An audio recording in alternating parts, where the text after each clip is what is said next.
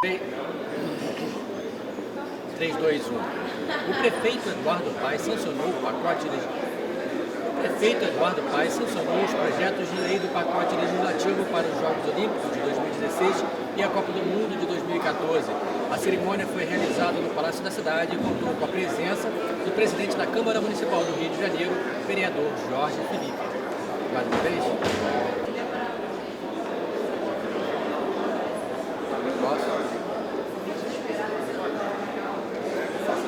Tá certo, meu cabelo?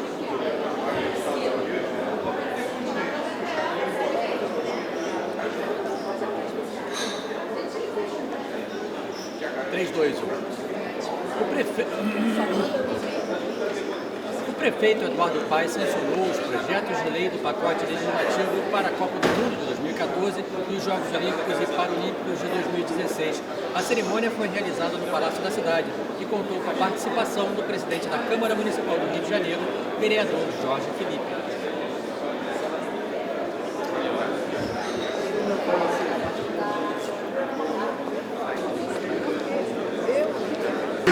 Secretário-chefe da Casa Civil, Dr. Pedro Paulo Carvalho, o científico senhor presidente da CBF, Confederação Brasileira de Futebol, Dr. Ricardo Teixeira, o científico senhor presidente do Comitê Olímpico Brasileiro, Dr. Carlos Arthur Nussmann, o científico senhor secretário municipal de desenvolvimento, Dr. Felipe Góes, Associação do Estado do Rio, da Associação Brasileira da Indústria de Hotéis, Dr. Alfredo Lopes.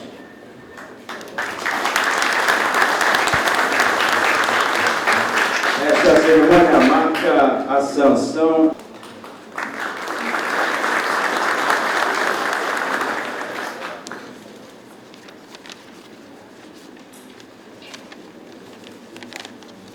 Luiz Barreto, aqui presente, Jorge Felipe, o nosso presidente da Câmara Municipal, presidente do COB, Carlos Arthur Nussmann, presidente da CBF, aqui presente, Ricardo Teixeira, saudar também o deputado secretário Pedro Paulo e o presidente aqui, compromisso com esses dois grandes eventos, a Copa do Mundo e as Olimpíadas. O prefeito Eduardo Paes vai sancionar aqui hoje 3 leis que são absolutamente fundamentais para a realização desses dois grandes eventos. A gente prevê que com essa legislação nós vamos conseguir atrair para cá mais 8 mil quartos na cidade do Rio. Hoje temos aproximadamente 29 mil quartos. Até 2016 esperamos crescer essa base em mais 8 mil quartos. Portanto, um crescimento bastante importante para o longo prazo da cidade e para o setor hoteleiro no Rio de Janeiro. Eu queria aqui, antes de fazer essa breve apresentação, destacar a importância da Câmara Municipal do Rio de Janeiro, na pessoa do... Porque esses 3 projetos de lei foram submetidos à Câmara, foram aprimorados na Câmara, foram bem discutidos e aprovados, e agora vão ser sancionados aqui hoje. E, portanto, um agradecimento especial à Câmara Municipal por esse processo. Eu vou fazer uma apresentação breve do que é esse pacote legislativo, do que trata esse pacote legislativo aqui hoje. São 5 elementos fundamentais. Em primeiro lugar, foram aprovados incentivos fiscais e urbanísticos para a expansão da rede hoteleira. São alguns elementos para melhorar a atratividade do setor no Rio de Janeiro. Em segundo lugar, são isenções tributárias para os comitês organizadores, tanto da Copa quanto das Olimpíadas. Esses são compromissos que foram assumidos pela cidade do Rio de Janeiro durante a fase de candidatura e que aqui nós estamos, então, realizando esse compromisso e entregando o que nós prometemos. Dar essas isenções tanto para o comitê organizador da Copa quanto para o comitê das Olimpíadas. Nós também aprovamos a autorização para a criação da empresa Rio 2014-2016, uma empresa municipal que vai ser criada agora com a sanção da lei. E o objetivo dessa empresa é dar agilidade para a Prefeitura no que diz respeito à preparação desses eventos e também transparência. Na medida que a gente tiver uma empresa dedicada a isso, nós temos transparência desse processo, temos absoluto controle desse processo. Aprovamos também uma operação interligada para a viabilização da reforma e ampliação do sambódromo. Isso é importante porque o sambódromo, como todos sabem, vai ser utilizado durante as Olimpíadas como chegada da maratona, com a realização de outras provas naquela área, portanto é importante revitalizar o sambódromo através dessa operação interligada. E por fim, a autorização para a construção do autódromo de Deodoro. Isso é importante também, porque nós precisamos remover o autódromo de Jacarepaguá para Deodoro e viabilizar ali a construção do nosso Parque Olímpico. E esse pacote olímpico também contempla a questão do autódromo de Deodoro. No que diz respeito aos hotéis, nós aprovamos aqui alguns elementos fundamentais que são fiscais, são incentivos para novos hotéis. Importante chamar a atenção que a lógica aqui foi dar incentivos para que novos hotéis venham para o Rio de Janeiro. Já existem incentivos para quem já opera no Rio de Janeiro. A ideia agora é atrair mais hotéis, mais redes para o Rio de Janeiro. Então, estamos dando remissão de dívidas de IPTU para imóveis que venham a ser utilizados para hotéis. Estamos dando isenção de IPTU durante as obras, durante a fase de licenciamento e durante as obras. Estamos dando isenção de ITBI para a compra desses imóveis e a redução de ISS para os serviços de construção para 0,5%. Portanto, também são incentivos muito importantes, bastante agressivos, eu diria, voltados para a atração de novos hotéis. Mas não bastam só os incentivos fiscais. Precisamos dar também incentivos urbanísticos, e essas leis apresentam novas regiões para os hoteleiros da cidade. Regiões até que as pessoas podiam imaginar que já era liberado os hoteleiros porque tem atividade comercial, como é o caso, por exemplo, evitando a utilização de alguns imóveis que hoje têm uso aquém das possibilidades. Define áreas específicas para a questão dos apart-hotéis, dos hotéis de residência. Nós estamos liberando, sim, apart-hotéis, mas específico ter como base padrões de acessibilidade e sustentabilidade. Apenas para exemplificar um pouco a amplitude dessa lei, ela inclui, citando a possibilidade de se fazer ali apart-hotéis, algumas vias do Flamengo, a questão de Copacabana e Leme, que é a liberação para alguns imóveis específicos, o bairro todo da Alta Boa Vista e algumas vias de São Conrado, algumas vias da Barra da Tijuca e do Recreio, bem como Vargem Grande e Vargem Pequena. E todo o bairro de Guaratiba. E, especificamente, algumas vias que nós queríamos chamar a atenção aqui, que é um pedaço da linha Maia, onde não havia essa liberação, a Estrada da Gávea, a Estrada do Juá, bem como a Estrada da Barra da Tijuca, ali no Itanhangá. Temos também a liberação da Avenida das Américas, como eu já comentei, da Via Parque e da Ayrton Senna. É importante lembrar que aqui nós estamos, sim, respeitados todos os parâmetros urbanísticos existentes nessas vias. Isso é muito importante enfatizar. E, por fim, eu queria dizer que o Porto Maravilha também ganha com esse processo, porque a legislação que existia já no Porto Maravilha já estabelecia condições interessantes para a atividade hoteleira na legislação do Porto Maravilha. Nós demos isenção de IPTU por 10 anos para hotéis naquela região e fizemos uma redução, essa só vale para essa região, para a atividade hoteleira, prestação de serviços de hotéis na região portuária, e essa nova legislação que está sendo sancionada aqui hoje estabelece algumas vantagens adicionais, são duas. Primeiro, explicita a possibilidade de se fazer ali a parte hotéis, que é importante, e também melhora as condições no que diz respeito a novas construções. A marca residencial, portanto, mais barato do que o CEPAC comercial. Então, esse é o resumo do pacote, um pacote bastante agressivo, bastante interessante. Estamos confiantes que ele sim vai gerar grandes dividendos para a cidade no longo prazo. Muito obrigado.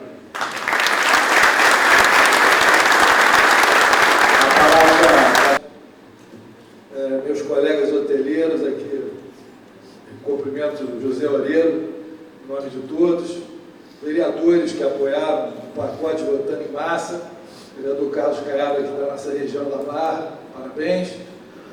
Eu acho que é histórico esse momento, né? Relembrando aqui, prefeito, no dia 31, o senhor nos convocou aqui às 18 horas para escutar os nossos pleitos, nós vemos aqui em massa, uma reunião aí.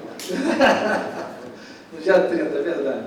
Nós vemos aqui em março e falamos, olha, a hotelaria, se tiver pacote de incentivos, nós vamos responder à altura, não será necessário o aluguel de navios e tampouco a liberação de apart-hotéis em toda a cidade, porque isso nós já vimos em outras capitais, destruiu a hotelaria instalada.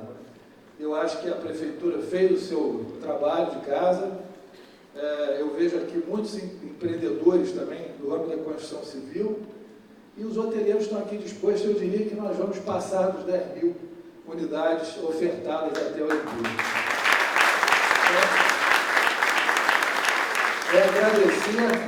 Agradecer e dizer que, literalmente, mãos à obra aí, que nós temos que começar as obras. Obrigado. Bom dia a todos. O presidente Ricardo Teixeira me delegou a honra de poder falar em nome das duas entidades que me enchem de orgulho. Prefeito, queria, ao dirigir a Vossa Excelência e saudar todos os presentes, o ministro, o presidente da Câmara, deputados, secretários, enfim, a todos. E, em nome do Comitê Organizador da Copa do Mundo, dos Jogos Olímpicos e Paralímpicos, CBF, Comitê Olímpico Brasileiro, queria parabenizar e agradecer. Eu acho que muito mais, prefeito, do agradecimento, o reconhecimento desse extraordinário trabalho, dessas legislações que aqui foram aprovadas na Câmara Municipal. Nosso presidente teve um trabalho extraordinário e o benefício para toda a cidade, para a população, mas especialmente para ambos os eventos, que sem dúvida vão receber uma quantidade enorme de dezenas, centenas de milhares de pessoas na nossa cidade. E esse benefício, aliás, o prefeito ele sempre defendeu uma tese que nós sempre estivemos alinhados, de que os Jogos, seja o Copa do Mundo, os Jogos Olímpicos, eles são importantíssimos, por si só eles se realizam, mas o importante são os legados que deixam para a cidade e para o país.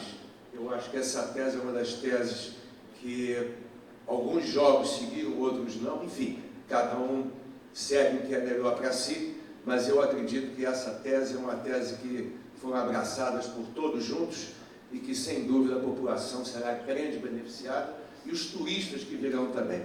Parabéns e um muito obrigado que nós temos. Obrigado.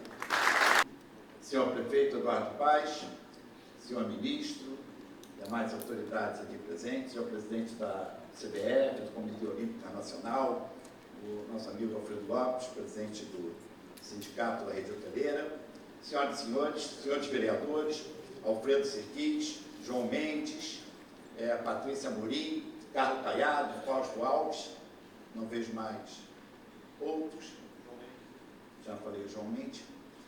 Hoje é um momento muito especial, prefeito.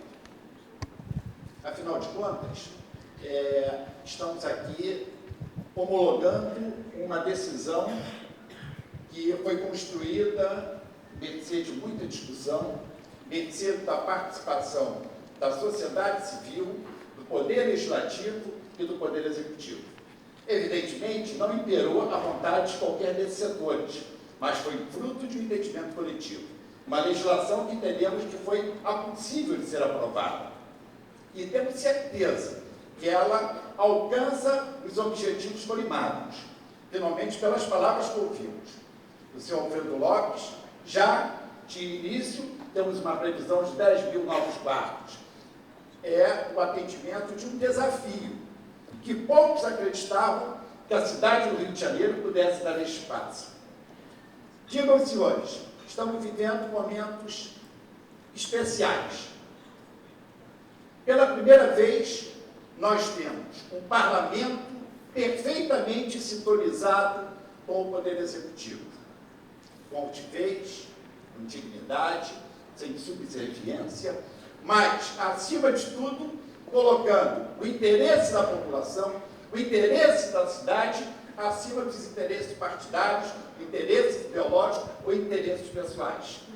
Assim foi que construímos inúmeras legislações, pondo fim a inúmeras lendas da cidade do Rio de Janeiro. Vou citar algumas. Bilhete único. Há mais de 30 anos se fala nesta cidade na implantação do bilhete único. E, finalmente, ele está instituído e implantado. Porto Maravilha. Vereador Serquis, há quantos anos se fala no Porto Maravilha? 40 anos. 40 anos. E hoje nós vemos consolidada a proposta, as iniciativas e as obras se iniciando. Teremos um dos mais belos portos do Brasil, quiçá do mundo. E tudo isso fruto desta boa relação. E mais, uma boa relação que perpassa as fronteiras da cidade, que começou lá atrás, na boa relação construída entre o senhor governador Sérgio Cabral, com a presidência da República e com a prefeitura da cidade do Rio de Janeiro, colocando esse entendimento, essa unidade, permitindo que chegássemos aos dias de hoje, com a convicção de que estamos no caminho certo, apesar dos pesares, apesar das dificuldades, apesar dos desafios que hoje estamos enfrentando de peito aberto, com coragem e com determinação.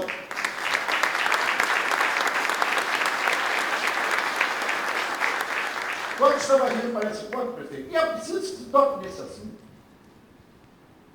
eu ouvia uma rádio, e ouvia a pessoa dizendo assim: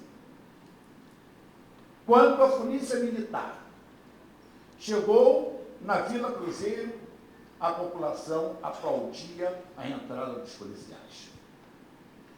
Essa resposta é a resposta que nós sempre esperamos encontrar. O apoio do povo à iniciativa do governo, que não cedeu, que não cederá e que finalmente proporcionará uma grande vitória, porque as forças do bem hão de prevalecer sobre as forças do mal nesta cidade para o seu desenvolvimento, para o seu engrandecimento. Senhores, muito obrigado por ter E Jogos Olímpicos e Paralímpicos 2016. Sua Excelência, o prefeito da cidade, doutor Eduardo Paz, vai sancionar as 3 leis, formalizando assim este ato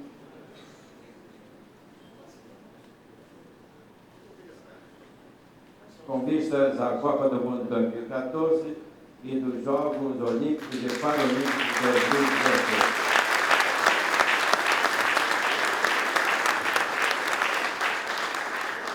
Sua Excelência, o senhor prefeito da cidade do Eduardo Paz, fala em nome da população carioca e da cidade do Rio de Janeiro. Bom, meu bom dia a todos. Queria começar cumprimentando esse grande ministro do Turismo, ministro Luiz Barreto. Queria cumprimentar meu presidente da Câmara Municipal, o vereador Jorge Felipe. Saudar meu amigo, presidente da CBF, Ricardo Teixeira, meu amigo Carlos Arthur Nunes, presidente do Comitê Olímpico Brasileiro. Nosso deputado Pedro Paulo, secretário-chefe da Casa Civil, Felipe Góes, secretário de Desenvolvimento, Alfredo Lopes, nosso Ulisses Guimarães dos tempos modernos, acumulando 6 presidências nesse momento, de alguma coisa que eu não sei qual, mas deve ser. Querido vereador Alfredo Siquis, vereador, mas deputado federal eleito, vai nos abandonar, vai ficar arrependido, indo para Brasília, vai ficar aqui com a gente. Secretária Márcia Lins, secretária de Estado de Turismo. Conta para ele, Barreto, depois. Querido secretário Antônio Pedro, secretário de Turismo, secretário Sérgio Dias, secretário de Urbanismo, que ambos, juntos com o Felipe Góes, comandaram esse processo, o secretário especial da Copa, Rui César, secretário de Fazenda, Eduardo Alarroque, ali presente também. Importante anunciar aqui, está aqui presente entre a gente o Bernardo Carvalho. Levanta aí, Bernardo. Vai ser o presidente do Instituto de 2014 e 2016. Querido vereador João Mendes, vereador Fausto Alves, vereador Carlos Caiado, Paulo Senise, presidente do Rio Convention Bureau, Pedro Lamari, presidente do CID Rio, meu líder no turismo, Nilo Sérgio, Alexandre Sampaio, presidente da Federação de Bares, Hotéis e Restaurantes, vereadora Patrícia Morim, presidente do Flamengo, nosso Michelão, presidente da FENATUR, Luiz Antônio Cerqueira, presidente do Pier Mauá, construtores, incorporadores, enfim, um monte de gente que está aqui. Eu vou fugir do tema hoje, vou entrar aqui um pouco no que disse o Jorge Felipe, porque eu vejo tantas pessoas importantes da sociedade carioca aqui hoje. Na sociedade brasileira temos um ministro de Estado aqui, aí empresários, representantes de associações, porque eu acho que esse momento exige uma reflexão de todos nós. Né? Vejo o nosso presidente do Sinduspom aqui também, mas esse momento exige uma reflexão de todos nós. Né? O Rio de Janeiro passou por um período de tempo muito maior daquilo que seria aceitável, sem que as autoridades tomassem qualquer tipo de atitude ou de reação. Quando a gente fala em violência urbana, o que acontece em várias cidades do mundo, eu diria até uso de droga, estamos discutindo isso um pouco na sala ali na frente, ela acontece em cidades como Nova York, que melhorou, tal, mas tem violência ainda, Miami, Paris, Londres, enfim. Vamos caminhar aqui um pouco mais para a nossa realidade. Acontece em cidades brasileiras, né, como acontece em São Paulo, acontece em Pernambuco, que tem às vezes índices de criminalidade até maiores, aliás, tem índices de criminalidade maiores do que o da cidade do Rio de Janeiro, Recife, por exemplo. A violência urbana se dá nos mais variados lugares, mas ela se dá de uma forma distinta como ela vinha se dando aqui no Rio de Janeiro. Hoje eu escrevi um artigo no Estado de São Paulo, me inspirei ontem para escrever, vocês vão me permitirem estender um pouco nesse assunto, mas eu contava uma passagem que aconteceu comigo como prefeito do Rio. Eu chamei o artigo de Rua São Miguel.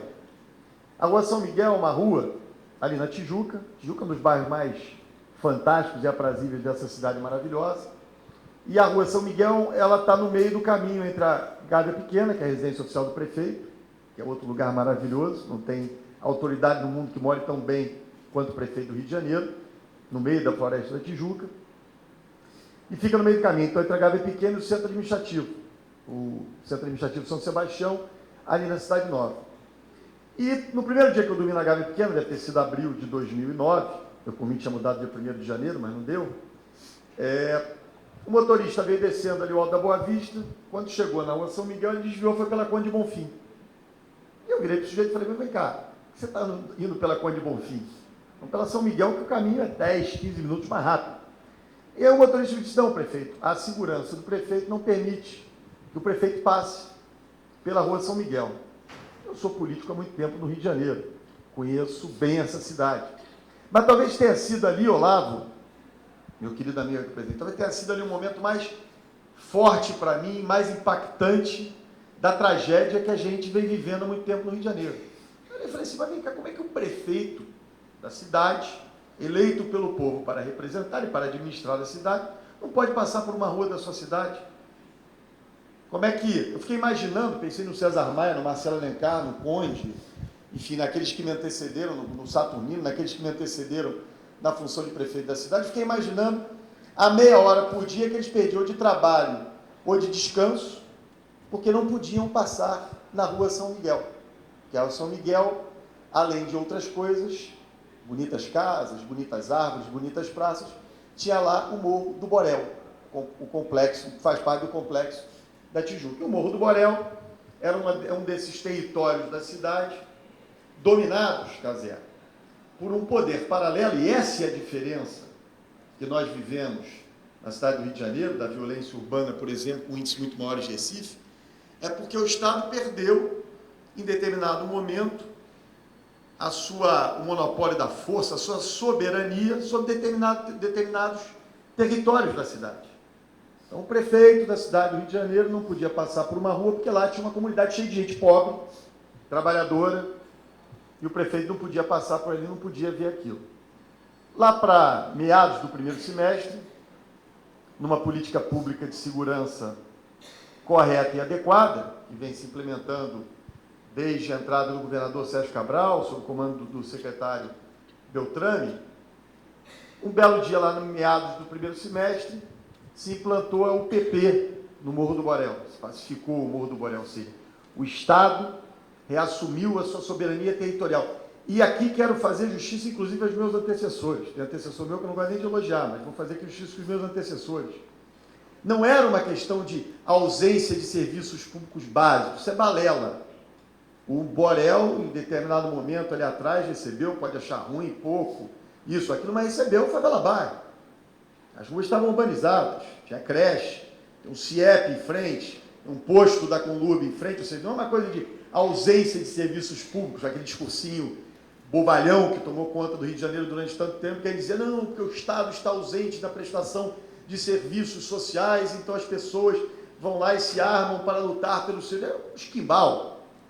O que se tinha ali eram serviços sociais sendo prestados, mas a ausência de autoridade do Estado naquilo que era o monopólio da força, que é papel básico de qualquer sistema democrático, republicano, não republicano, que se tenha nesse mundo. Mas nesse dia pacificado, eu estava descendo Alto da Boa Vista e me lembrei e falei, meu Deus do céu, vai pela São Miguel. E desde então, desde meados desse primeiro semestre, eu passo todo santo dia pela São Miguel. Consigo ver aquela gente mais humilde do Morro do Borel, indo trabalhar todo dia de manhã, todo mundo que me conhece aqui sabe que eu chego cedinho na prefeitura, com dignidade. Vejo ali, consigo ver os problemas do Borel. Tinha um vazamento da SEDAI semana passada, liguei para o Victor, depois já está uma semana esse vazamento aqui. Todo dia ligo para a Angela Fonte ou para o Osório para dar uma bronca, dizendo que o lixo, quando chove, no Borel desce. Era coisa que eu não podia ver. O prefeito não podia passar por ali. Essa historinha, né? Eu passo todo dia pela São Miguel hoje. Mas essa historinha, ela serve para a gente entender o que a gente está enfrentando nesse momento na cidade do Rio de Janeiro. Quer dizer, o que nós temos são ações de terrorismo, porque ação de bandido buscando se beneficiar com a ação marginal, ela sempre parte de uma racionalidade econômica.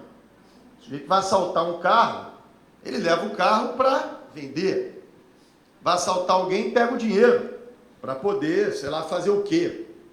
O que nós estamos vendo nesse momento, no Rio de Janeiro, são atos de terrorismo e que são claramente para deixar aqui as autoridades num córner, num caminho sem saída, assustar a população, gerar um clima de, olha, essa política de segurança pública não está dando certo, porque a gente faz o que quer. Não fazem o que querem nessa cidade. Se a gente não tiver a compreensão clara disso, e eu tenho certeza que a gente tem a sorte enorme, eu tenho conversado com o governador Sérgio Cabral nesses dias, ele tem menos liberdade para bravatas do que o prefeito que vos fala, ele e o secretário Mariano, ou menos liberdade para convocações, mas a gente vive um momento muito especial. Ninguém disse, nem o governador Sérgio Cabral, nem o prefeito, nem nenhuma autoridade disse que esse problema estava resolvido. Não se vendeu isso na campanha eleitoral. Os urubus de plantão já começam com aquela conversinha. Pode pegar todas as propagandas eleitorais do governador Sérgio Cabral e dizer, ó, tem luz no fim do túnel. Eu me lembro, eu fui candidato a governador em 2006, Olavo, contra o governador Sérgio Cabral. Você chegava em reunião, as pessoas diziam, isso não tem jeito, é assim mesmo. E esse discurso prevaleceu na cidade do Rio de Janeiro durante 30 anos. Nós não encontramos a solução para todos os problemas, mas nós encontramos um caminho a ser percorrido a partir de uma política de segurança pública séria. Se despartidarizou as forças de segurança pública, não tem mais deputado, vereador, a minha raça, a minha espécie, fala aqui, e nós políticos, nomeando delegado de polícia, comandante de batalhão, tem foco a política de segurança pública. Agora, como eu disse aqui, em nenhum momento se vendeu que esse problema estava resolvido.